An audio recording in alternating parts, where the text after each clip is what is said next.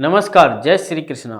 मेरे प्रिय दर्शकों, बात करने वाले हैं कर्ज कह ले या देनदारी जो है हम इसे बोल सकते हैं, जैसे लोगों का कर्ज देना। और ये सबसे बड़ी जो है खतरनाक चीज़ है। कहते हैं इंसान अपना खो दे तो दोबारा जो है खड़ा हो सकता है। यदि कर्ज लेकर इंसान ने जो खो दिया तो वह दोबारा खड़ा होना उसके लिए बड़ा मुश्किल हो जाता है, क्योंकि वो जो है कर्ज उतारने में ही रह जाएगा। अपना अगर उसने खो दिया तो वो कुछ भी मजदूरी करके अपना काम कर सकता है, और कर्ज लेकर अगर खोएगा तो वह कर्ज उतारते उतारते पूरी ज़िंदगी जो है उसकी गुजर जाएगी। आदमी का आत्मविश्वास कमज़ोर हो जाता है। कर्ज जिसके ऊपर होता है वो इंसान सिर्फ कर्ज उतारने की ही सोचता है, उसके अलावा कुछ नहीं सोचता। तो प्रिय दर्शकों, इस वीडियो में हम बात ही करेंगे कर्ज के ही बारे में। देखिए, जो इंसान कर्जे में डूबा हुआ है वो लगातार डूबता ही चला जाता है। यह दर्द वही समझ सकता है जिसके ऊपर कर्ज होता है। इस कर्ज से कैसे निकलना है, उसकी जो इनकम होती है उसको पता होता है कि ये इनकम कर्ज चुकाने के लिए मतलब बहुत नहीं है, ज़्यादा नहीं है, और उसको यह इनकम बढ़ती हुई भी दिखाई नहीं देती। वह जितना कमाता है मतलब कर्ज से भी कम कमाता है, आमदनी उसके पास आती है, और कर्ज का प्रेशर इतना है कि वो अपना रिक्वायर्ड इनकम भी नहीं कमा पाता। जो लेनदार होते हैं उनकी पूरी कोशिश होती है कि प्रेशर बना के अपना पैसा ले लिया जाए, लेकिन इंसान जो है यह लगातार डिप्रेशन में, स्ट्रेस में शिकार होना शुरू हो जाता है। फैमिली लाइफ अलग से ख़राब होती है, इंसान ग्रोथ भी नहीं ले पाता। इस तरह का कुछ होता है कर्ज का मकड़ी का जाल। ये कर्जा जो है ये हमारी कुंडली में, बर्थ चार्ट में कौन सी मतलब ऐसी ऊर्जा है, कौन सी ऐसी स्थिति है जो इंसान के कर्जे को बढ़ाती है। किसी कुंडली में धन स्थान का कमज़ोर होना, उसके इनकम स्थान का कमज़ोर हो जाना, या लाइफ में ऐसा मतलब समय आ जाना जो 7.5 ढैया या कोई दशा ऐसी खराब हो, या कोई गोचर ऐसा खराब मतलब जिसकी वजह से इंसान की परिस्थितियाँ कुछ ऐसी बन गई है कि कहीं पर उसका धन रुक गया तब कर्जा लेना पड़ा, या इनकम खराब हो गई तब कर्जा लेना, या बुद्धि भ्रष्ट हो गई तब कर्जा लेना पड़ता है। कारण कोई भी हो लेकिन कर्ज चुकता नहीं। और एक बात आपको मैं बता देता हूँ, जब आप कर्जा लेते हैं तो आपका व्यापार भी जो है बंद हो जाता है। क्यों? कि कर्जे से अगला घर जो है व्यापार का होता है, और कर्ज जब लेते हैं तो छठा घर बलवान होता है और 7वां घर कमज़ोर हो जाता है। इन सबसे ऊपर जो कारण बन जाता है कर्जे का वो होता है कि पितर दोष भी, ये भी कारण होता है। और ये एक ऐसा कारण है जिसको ज़्यादातर एस्ट्रोलॉजर या ज़्यादातर लोग इग्नोर मतलब कर देते हैं। वो कुंडली के धन स्थान का उपाय करते रहते हैं, या उस समय पर जो भी दशा अंतरदशा या कोई ढया या 7.5 चल रही होती है उसको देखते हैं, लेकिन बैकग्राउंड में जो पितर दोष की ऊर्जा ऑपरेट कर रही होती है उसको इग्नोर कर देते हैं। और फिर क्या रिजल्ट आता है कि जो मर्जी उपाय करते जाओ कर्ज उतरता ही नहीं।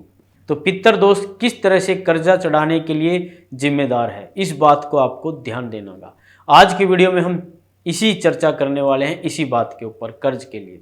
पितर दोष एक इस तरह का दोष है जो कुंडली में विजिबल भी हो सकता है और इनविजिबल भी हो सकता है। विजिबल पितर दोष जो परमानेंट होते हैं, वो की कुंडली के जो बहुत परमानेंट राजसी ग्रह होते हैं, जो लुमिनरी ग्रह जिनको बोला जाता है, रोशनी देने वाले ग्रह यानी सूरज ग्रह, सूर्य ग्रह और चंद्रमा, इनका पीड़ित होना बर्थ चार्ट में पितर दोष बनाता है। सूर्य के साथ राहु आ जाए, चंद्रमा के साथ केतु आ जाए, विष योग भी बनता है और पितर दोष होने की संभावना बहुत ज़्यादा बढ़ जाती है।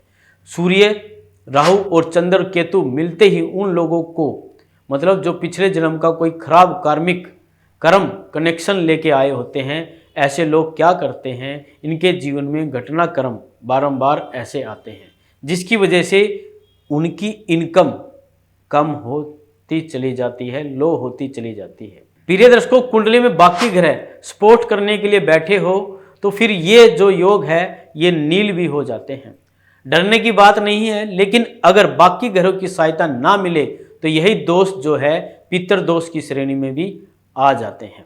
और कुछ कुछ सोए हुए पितृदोष होते हैं, कुछ इनविजिबल पितृदोष होते हैं जो दिखते नहीं। वो क्यों नहीं दिखते? क्योंकि वो पेरेंट्स के चार्ट के थ्रू आए होते हैं, या कुछ ऐसे क्रम कनेक्शन होते हैं जिसकी वजह से इंसान को दोष का दुख भुगतना पड़ता है, पितृदोष का। अब पितृदोष की वजह से जीवन में जो कर्जा आता है उसके नियम क्या होते हैं, ध्यान से सुनना। सबसे पहला नियम होता है अचानक लॉस होने की वजह से कर्जा आ जाए। दूसरा, ना आय मतलब ना इनकम, उसकी वजह से कर्जा मतलब चलते चलते काम का रुक जाना या इनकम के सोर्सेस का कम हो जाना, उस वजह से कर्जा मतलब बढ़ जाता है। यह पितृदोष की वजह से होता है। पितृदोष की वजह से आने वाले कर्जे का कारण क्या होता है? इंसान की जो विपरीत बुद्धि, इंसान नशे में चले जाना, डिसीजन गलत लेना, शेयर बाजार में बहुत ज़्यादा मतलब कह लीजिए कि वो लगा देना पैसा, और ओवर एक्सपोजर की वजह से भी खतरों का खिलाड़ी बनने की वजह से या गलत संगत की वजह से अपने ऊपर कर्जा चढ़ा बैठता है। अब जब पितृदोष एक्टिवेट होता है तो कर्जा किस तरह से इंसान पर चढ़ता है। इंसान फ्यूचर के लिए पेशेंस नहीं रख पाता, उसके मन में एक ही बात आती है कि आज का समय किसी तरह से निकाल लिया जाए। अब वो समय को रिलीव करने के लिए वो इधर उधर से पैसे पकड़ लेता है। यह जो है, जो लोग ज़्यादा पैसे वाले होते हैं, जो इंटरेस्ट पे पैसे देते हैं, उनसे मतलब काफ़ी हैवी रेट पर ब्याज पर जो है कर्जा ले लेते हैं। यह पितृदोष की निशानियां होती है। लेकिन पितृदोष की निशानी केवल कर्जे के रूप में सामने नहीं आती है। जिन लोगों के पितृदोष जो है वो कर्जे के रूप में सामने आते हैं, उनके घर में क्लेश होता है, आपसी कलह का वातावरण होता है।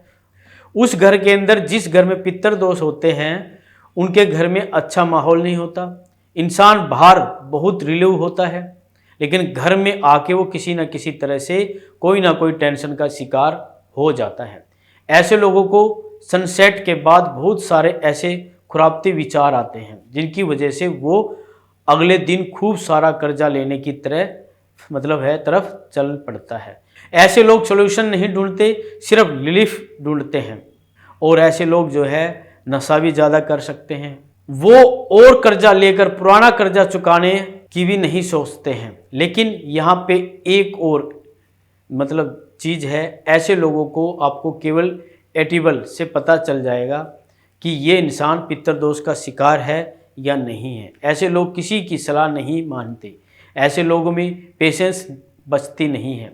इस तरह के लोग जब भी जीवन में कर्जे के शिकार होते हैं, ये लोग क्या करेंगे, सिर्फ अपना एक फेक नाम बचाने के लिए कर्जा लेके अपने जीवन में गाड़ी को चलाते रहते हैं। यानी कि इनका जो एक वो बुलबुले जैसा एक ओरा होता है, अपने नाम का वो ज़्यादा इम्पोर्टेंट हो जाता है बजाय फ्यूचर की सिक्योरिटी के लिए। फिर वो खुद का फ्यूचर ही नहीं, बच्चों का फ्यूचर तक भी गिरवी रख देते हैं, प्रॉपर्टी को भी गिरवी रख बैठते हैं, गाड़ी भी बेच देते हैं। 2 मिनट नहीं लगाते, क्योंकि एक धुन सवार होती है अपना नाम बचाना।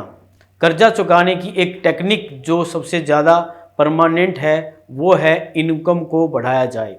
देखिए इनकम बढ़ाए बिना आप कर्जा उतार ही नहीं सकते, आज तक यह नहीं हो सकता।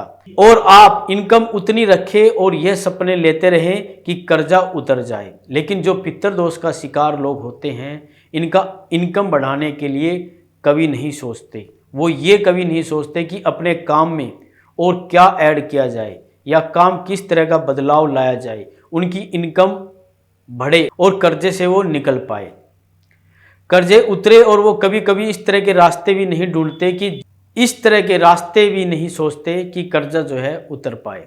वो केवल और केवल यह सोचते हैं कि आज का दिन कैसे किस तरह से जो है निकल जाए। अब यहाँ पे एस्ट्रोलॉजी का रोल आता है। अगर यह सिस्टम है तो कर्जा किस तरह से चुकाया जा सकता है।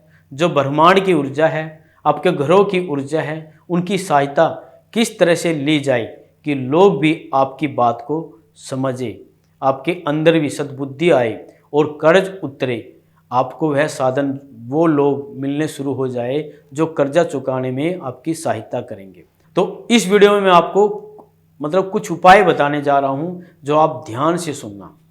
देखिए प्रिय दर्शकों, हर हालत में कर्जा उतरेगा ही उतरेगा और वो साधन भी बनेंगे, लोग भी मिलेंगे। इनमें नंबर 1 पे जो उपाय है वो है पूर्णिमा वाले दिन फुल मून को देख के भगवान शंकर की उपासना करना।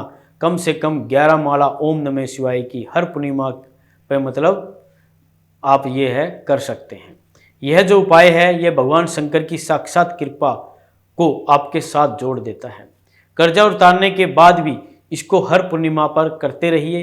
पितर दोष की अन्य जितनी भी पीड़ाएं हैं, चाहे वो शारीरिक पीड़ा भी हो, चाहे वो कोई भी पीड़ा हो, इस उपाय के बाद शांत हो जाती है, पितर दोष का दोष दूर हो जाता है। अब सुनिए दूसरा उपाय।